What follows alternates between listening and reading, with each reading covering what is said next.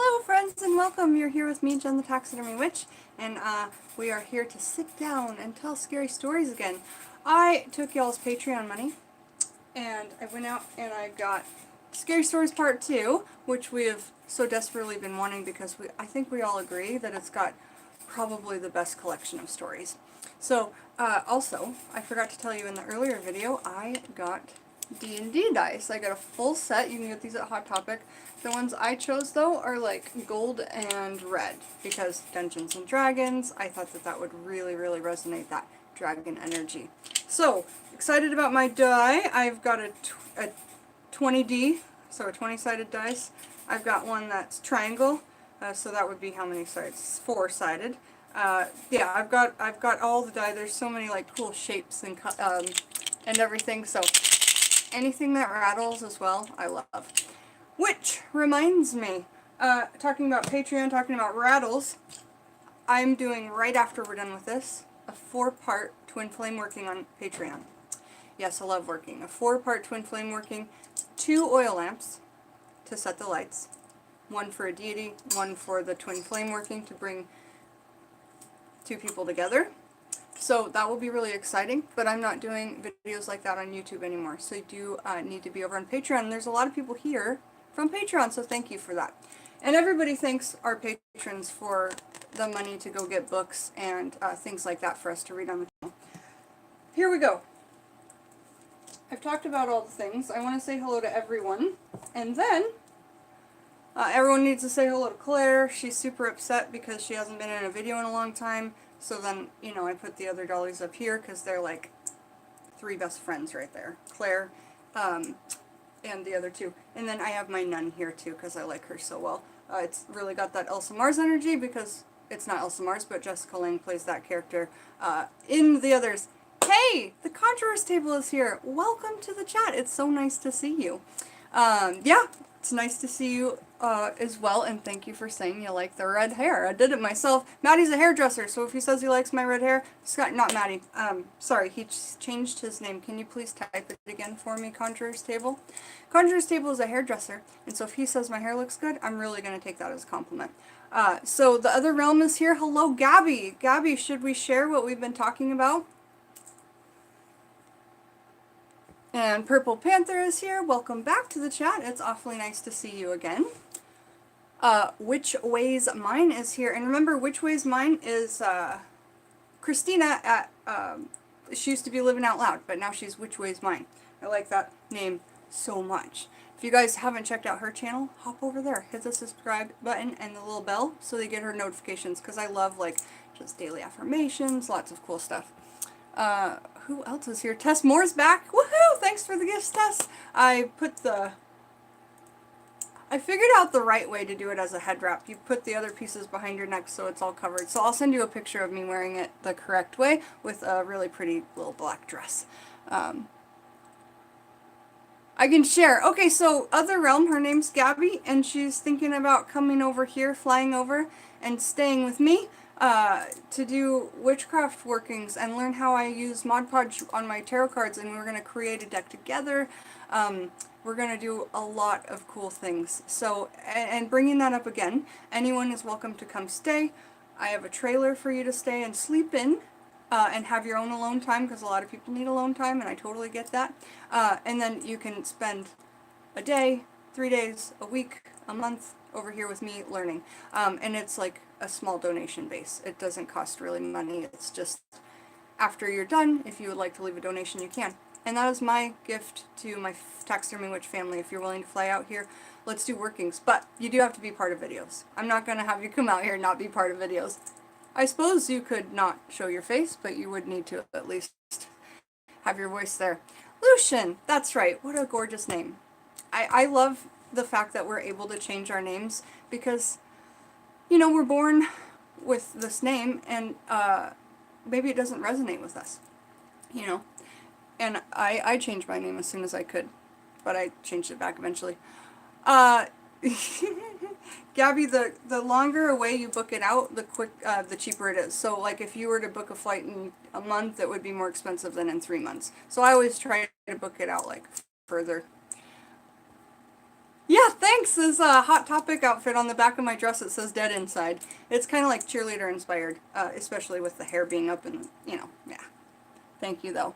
I'm loving my new look. Okay. So Maddie said right there, it's the whole story to my name change. Absolutely.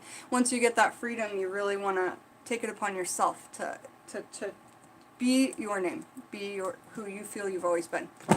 Alright, so more scary stories. If you remember the old books and you have them from when you were a kid, they'll probably look like this. It's the same thing. They've just come up with a couple of different styles of cover. This one they still sell here as well.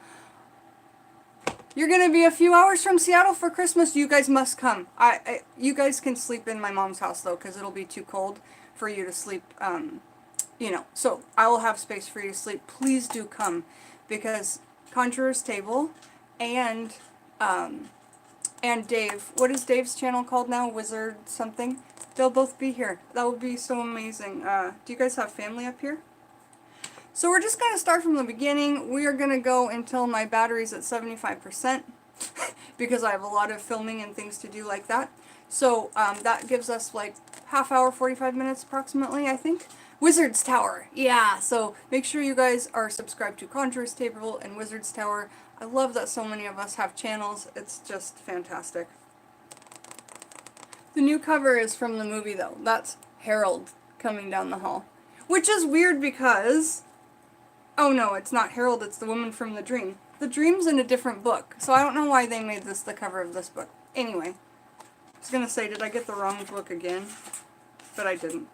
So let's look at some of these graphics in the book because they're so, illustrations, because they're so inspiring and so beautiful. I wish so much I could do art like this, and I've always thought they would make amazing tattoos. The illustrator is Stephen Gamble.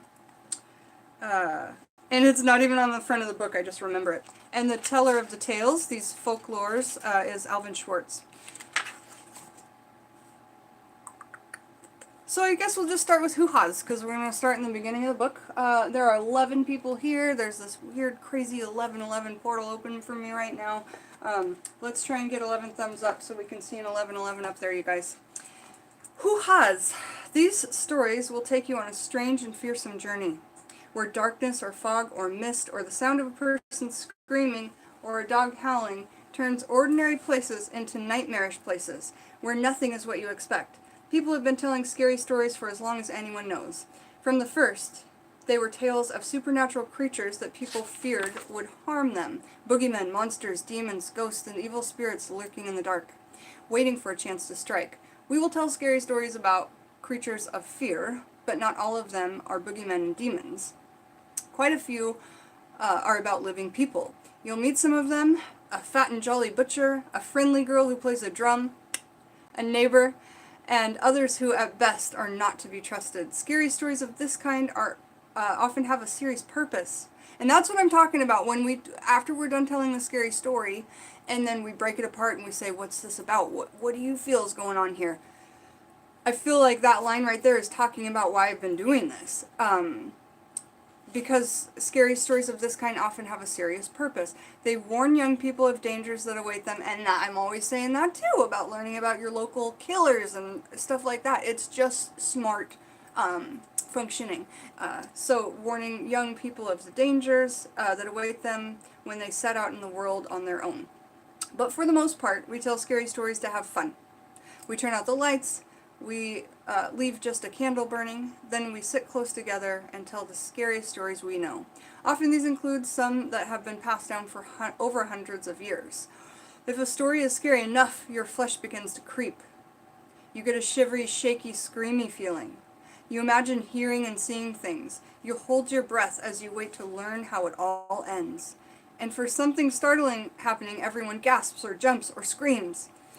Some people call these shivery, shaky, screaming feelings the heebie-jeebies. That's not what I call the heebie-jeebies, believe me. But so some people call them the heebie-jeebies or the screaming memes. Has anyone heard? I know we've all heard heebie-jeebies. I don't know what your definition of it is. But what are the screaming memes? I've never heard that one before. The poet T.S. Eliot called them the hoo-has. I love the hoo-has. That's perfect. We'll just use that. you'd better read the stories in this book while you are still feeling brave and before it gets dark. Well, it's dark here now, so that's the perfect time to tell scary stories. Then, when the moon is lit up, tell them to your friends and relatives. You'll probably give them the hoo-haws, but they'll have fun, and so will you. Alvin Schwartz. Amazing. Love, love, love his work. So I just remembered I can't read more than 4 pages in a row, so I will take requests, okay? So out of those stories, a lot of you have been joining me for scary stories this last week and a half, and then probably in the beginning of my channel when I was reading them. So out of book 2, what should we read first? What should we read first?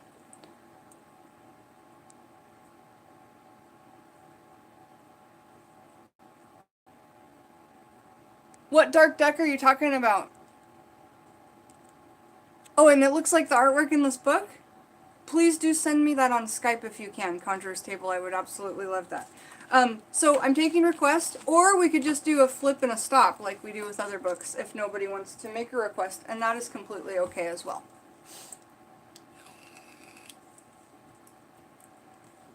Great, thank you. Appreciate it. Hey, thanks. That was fast. You are on it. Thank you. All right, so no requests, then I'm just going to start telling my favorite ones, the ones that I like and terrify me to the bare of my soul. And I'm going to start with Oh, Susanna, because it's like... Oh, wait, no. I'm starting with The Dead Man's Hand, not Oh, Susanna. Oh, Susanna's not terribly scary or anything like that. But this is the art for The Dead Man's Hand. Okay, and it's just like hanging there on a string, okay? Alright, ready?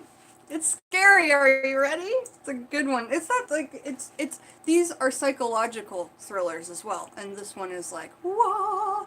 Jen, if you still have the number, send text me. Okay, cool, sounds good. The Dead Man's Hand. The student at the school for nurses got along quite well with one another, except for Alice. The trouble with Alice was that she was perfect. At least, that is how it seemed to the other students.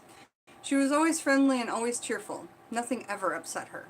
Her school assignments were always on time and always perfect. She didn't even bite her fingernails. Many of the student nurses resented Alice. They would have liked to see her fail at something, become frightened, to cry, or to do something that she showed weakness of any kind. One night, several students tried to frighten Alice with a practical joke. They borrowed the hand of a corpse. They had been studying an anatomy, so illegal, and tied it to the light cord in her closet.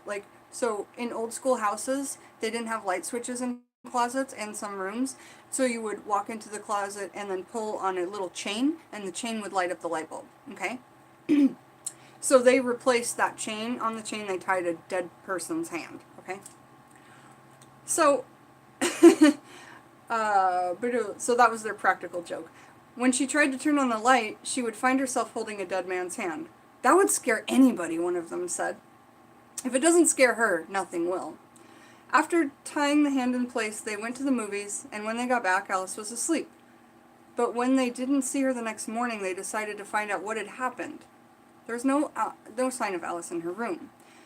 But they soon found her. She was sitting on the floor in her closet, staring at the dead man's hand and mumbling to herself. Ugh. Alice didn't even look up. The joke had worked, but nobody was laughing. There's chilies all over my arm. Chili, chili, chilies. Love it. So, there's not too much going on there that we don't already understand. But let's just talk about it for a moment. And how did that make you feel,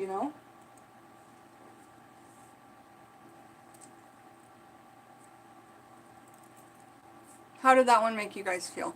I feel like that's such an easy thing to happen, like, to make somebody just snap all of a sudden. And also, those girls should have felt, like, completely horrible. And I feel like Alice probably... she already was, like, on the edge of cracking, because, like, to be perfect would be very, very difficult. And so I've known a lot of people who are like her, like, perfect at everything. That would drive me crazy. So here we are. Hi, Katie. It's so nice to see you. Welcome to the chat. I think, did we have a request from somebody on one of these scary stories? If not, I'm gonna just choose another. Gabby says, thrillers and horror stories, my skin crawl. I used to read those. Michigan chillers scared you. Well, even, like, the ones that we're doing here, they're perfect for wimps because they're not so bad. Alright, moving along. Oh, I love this one too. Honestly, this one is scarier than the one I just told you. I just forgot about it until, like, here's the thing, and this one is called The Bed by the Window. And as you can see, it's like a brick wall, and then a shadow of a bed, like a headboard with rails on it, and then a man kind of shadow in there. Okay? This one is so messed up. So get ready for this one. It's already giving me chillies. Hoo-haws! The Bed by the Window.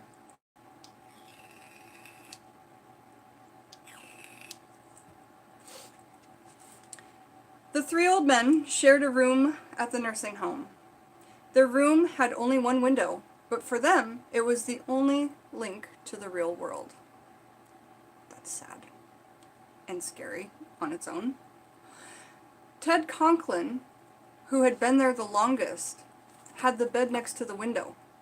When Ted died, the man in the next bed, George Best, took his place. And the third man, Richard Green, took George's bed. So they would just, rotate. When somebody died, they got closer and closer to the window. Despite his illness, George was a cheerful man who spent his days describing the sights he could see from his bed. Pretty girls, a policeman on horseback, a traffic jam, a pizza parlor, a fire station, and other scenes from life outside. Richard loved to listen to George, but the more George talked about life outside, the more Richard wanted to see it for himself, which would mean his friend would have to die. Yet he knew that only when George died would he have a chance. He wanted to look out that window so badly that one day he decided to kill George. He is going to die soon anyway, he told himself. What difference would it make? George had a bad heart, but if he had a heart attack during the night and a nurse could not get to him right away, he had a bottle of pills he could take. He kept them in a bottle on the top of his cabinet between his bed and Richard's. All Richard had to do was knock the bottle to the floor where George could not reach it. A few nights later, George died just as Richard had planned he would, and the next morning, Richard moved to the bed by the window. Now he could see for himself all the things outside that George had been describing. After all the nurses left, Richard turned to the window and looked out, but all he could see was a blank brick wall.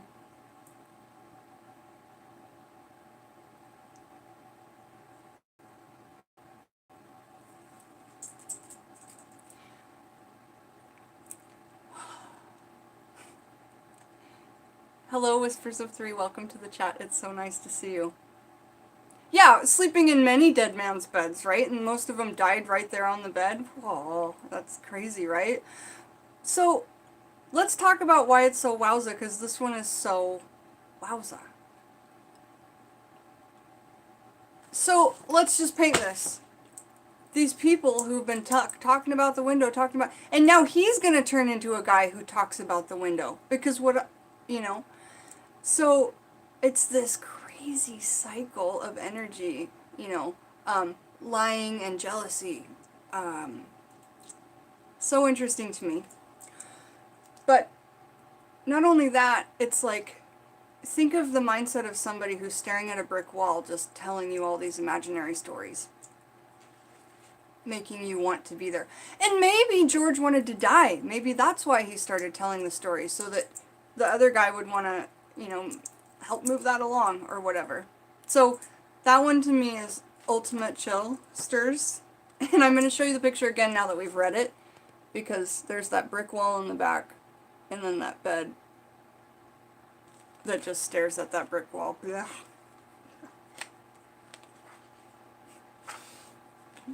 I don't do well when I get those hoo-haws, so I just go, yeah, yeah. Alright.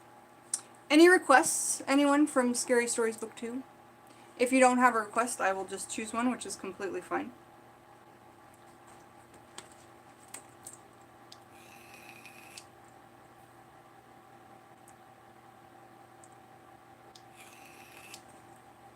Last time we were on the channel, we told one from book 1 that talked about a woman who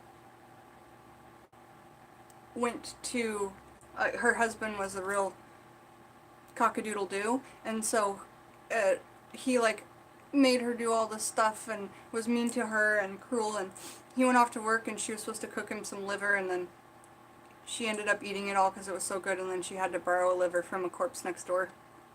Come home. Yeah. So I'm going to read, in the light of that, I'm going to read Wonderful Sausage, which I love. Really cool drawing there. I do not live in downtown Seattle anymore. I live about 2 hours from downtown. You just take a ferry ride and then you drive half an hour. I had a friend come over and visit the day before yesterday. It was so fun. She stayed for 7 hours and it felt like, well, no, longer than 7 hours. It felt like nothing though. It was just super great. And then I just decided to like open up and have more people come out here. Brittany's here! Welcome! How are you? Hello everyone, I'm trying to get on but having internet issues. Okay, well you are here in spirit. Jen, I was actually trying to upload a video response to your shout out to me on the earlier. Awesome! I'm so glad that you saw it. That's fantastic. Thank you so much. Alright, so moving along, we're going to read Wonderful Sausage out of Scary Stories Book 2. And it starts like this. One dark, rainy Saturday afternoon, a fat, jolly butcher named Samuel Blunt had an argument over money with his wife, Eloise. Blunt lost his temper and killed Eloise. Then he ground her up into sausage meat and buried her bones under a big, flat rock in the backyard. To keep the murder a secret, he told everyone that she had moved away. Blunt mixed his new sausage meat with pork, then seasoned it with salt and pepper, added some sage and thyme and a bit of garlic. To give it a special flavor, he smoked it in his smokehouse for a while. I'm sure it had a special flavor on its own, being a cannibalistic meal. He called it Blunt's Special Sausage. Blunt's Special Sausage. If you try to say that really fast, it's actually really difficult. Why don't you guys say it to yourself right now, out loud, wherever you are. Haha, 2 8s, look at that. Blunt's Special Sausage. You won't be able to say sausage. You can say Blunt's and Special, but then it just turns into sha-sha-sha. A sha-sha-sha. So, Blunt's Special Sausage. There was a... You have to do it fast, though. There was such a demand for this new sausage that Blunt brought the best hogs he bought the best hogs he could find and started raising his own pork. He also kept a sharp lookout for humans who might make a tasty sausage meat. What's up, Leatherface? Jeez. One day, a nice plump school teacher came into his shop. Blunt grabbed her and ground her up. Another time, Blunt's dentist came by. He was a little round man, and into the grinder he went. Then, one by one, the children of the neighborhood began to disappear. Blair Witch. And so did their kittens and puppies. But no one ever dreamed that Blunt the butcher had anything to do with it. Things went on like that for many years. Then one day Blunt made a big mistake. A fat boy came into the butcher shop. Blunt grabbed him up and started to drag him off into the sausage grinder. But the boy broke loose and ran out of the shop, and Blunt chased after him waving a big butcher knife. Just like Leatherface! With the chainsaw. Oh wait! Gabby, if you're scared easily, I don't know if you're going to be able to come up here. It's all full of horror pictures. When people saw this, they realized at once what it had become of all the missing children and grown-ups and kittens and puppies. An angry crowd gathered at the butcher shop. No one knows for sure just what happened. But to this day, some say that Blunt was fed to the hogs. Others say he was fed to his sausage grinder, but he was never seen again, and neither was his wonderful sausage meat. Pretty morbid, that one, but, you know, Alvin finds a way of telling them to where children could read them, and it's almost humorous. Not that that topic is humorous at all. No. Murder and cannibalism, not a funny topic. Did you know that cannibalism will actually, like, make you not live a long life because it starts to like eat at your bones and your brain. I only know this because I watch a lot of scary movies, and then I confirm real facts. Like, is that true, that thing I heard in the scary movie? Yeah. I'll refrain from watching scary movies while you're here. No worries. I just watch them on my phone with my headphones if I have to. I don't know which one we should do next, except to say that 1, 2, 3... Shoot. We're gonna have to do the drum at the end of the video and read the first half now and the second half. Or I just interject my opinion and I'm okay. I'll be okay. We'll be alright. Any requests? Everybody wanted to hear the little black dog before. Oh, the first story in this book is chilling. And when I was a little kid and read this, and I think I got these books when I was like probably 7 years old, is when they either came out or is when I got them, but they came out right around that time. Probably like 1989, 90. Let's see if Little Black Dog, Purple Panther, you bet. Let me check the date of when this was. 1984. So I started reading it in like 1989.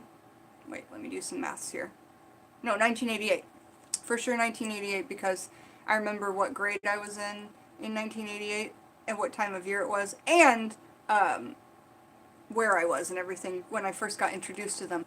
I went to go sleep over at a girlfriend's house and it was terrifying. Like, she was reading these to us and there's some in these books that are like jumper scares, so when you're reading them you know when to go rah! And I did one for you guys the other day. That was super funny, I thought.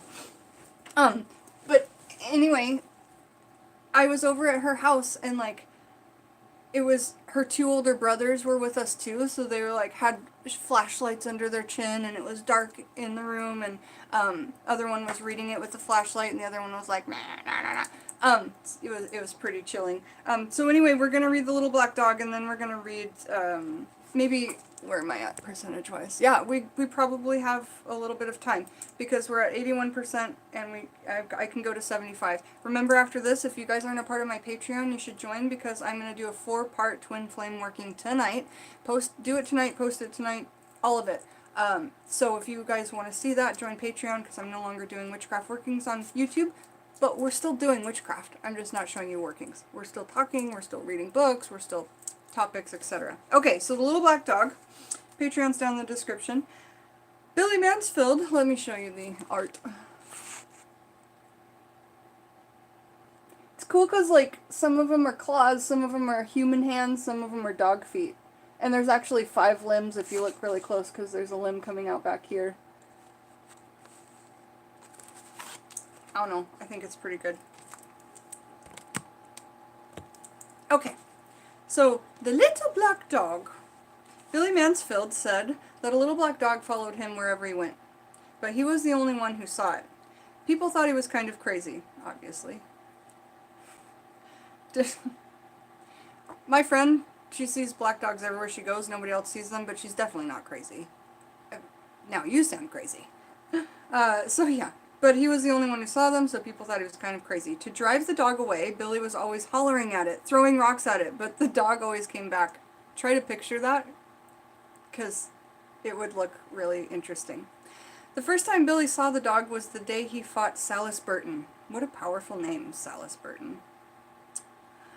Billy was just a young man then, but the Burtons and Billy's family had been feuding for years. When Billy saw Silas riding toward him, he went for his gun, and Burton went for his, but Billy fired first. He hit Burton in the back, knocking him from his horse. Burton's horse ran off, and his gun fell wherever he couldn't reach it. He lay there on the ground, pleading with Billy not to kill him. But Billy killed him anyway. Burton's little black dog was with him when he was shot. The dog kept licking Burton's face and barking and snarling at Billy. In his anger, Billy killed the dog too.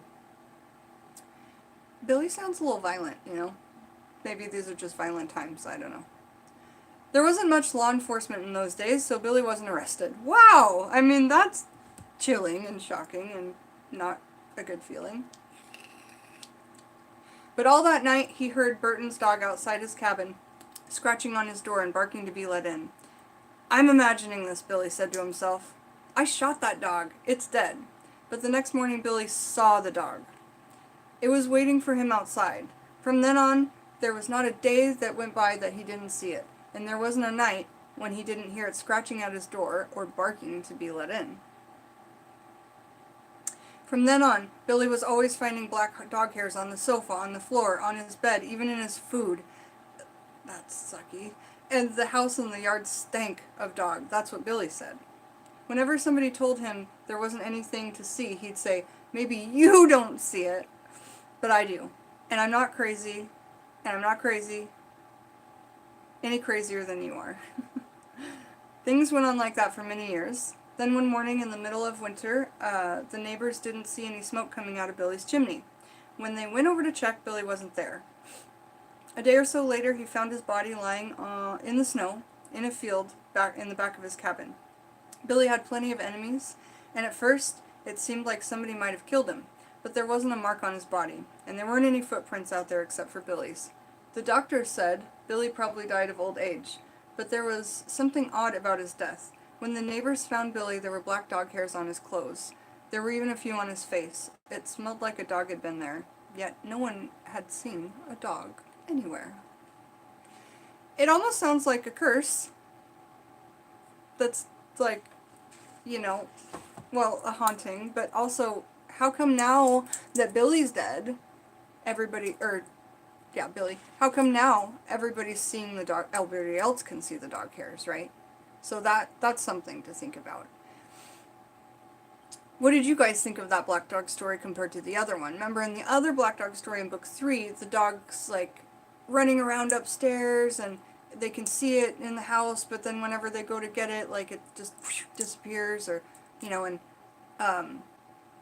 think it killed one of his dogs, the ghost dog. So they continue that story into book 2. We have time for one more story, and I do want to make sure I say hello to everybody in the chat. It's nice to have you here, Conjurer's Table. You're such a lovely little energy. I've always thought that. Okay. So Purple Panther, thanks for that request. If nobody else has a request, I am going to... tastes like dog hair. Yes, it does. Nobody else has any requests, I'm going to read Something Is Wrong. It's a spooky little picture. He's like at a payphone. Do you young folks know what payphones are? In the UK, I believe they still have phone boxes, don't they? Like workable phone boxes. Sometimes in downtown Seattle you can find a workable phone. Tastes like dog hair. Okay, so Something Was Wrong. This is the first story to the book. And it goes a little something like this. One morning, John Sullivan found himself walking along a street downtown. He could not explain what he was doing there, or how he got there, or where he had been earlier. He didn't even know what time it was. He saw a woman walking toward him, and he stopped her. "I'm afraid I forgot my watch," he said, and smiled. "Can you tell me the time?" When she saw him, she screamed and ran.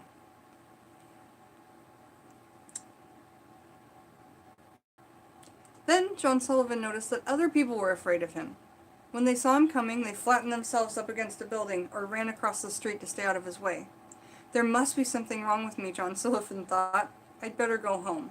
He hailed a taxi, but the driver took one look at him and sped away. John Sullivan did not understand what was going on. It scared him. Maybe somebody at home can tell me what is going on. Or maybe somebody at home can come get me, he thought.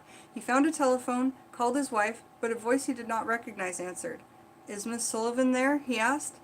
"No, she's at a funeral," the voice said. "Mr. Sullivan was killed yesterday in a car accident downtown."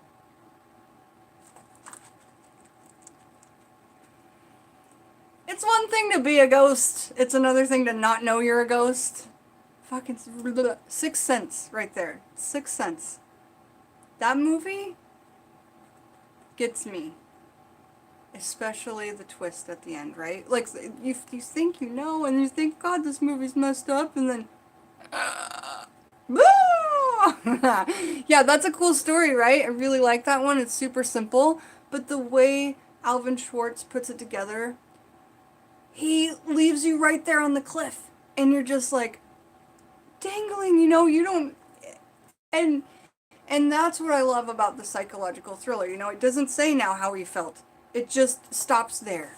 So, amazing, amazing. You guys, thank you so much for your Patreon, because that is how I'm able to go get fun things to do for the channel. It's great to have Conjurer's Table and Whispers of Three here. It's been a while for both of you, so really glad, and this looks like a good time, like kind of an hour or two after the sun goes down. So I'm going to tip over to where we're going to do the Patreon workings. As you can see, my new altar, and I've got loads and loads and loads of stuff for workings going on all there. So 4-part love twin flame working, if y'all want to see that. Join Patreon for as little as $1 to $5 a month. I love you all so much. Have a beautiful, beautiful, blessed evening, and I will see you later. Peace!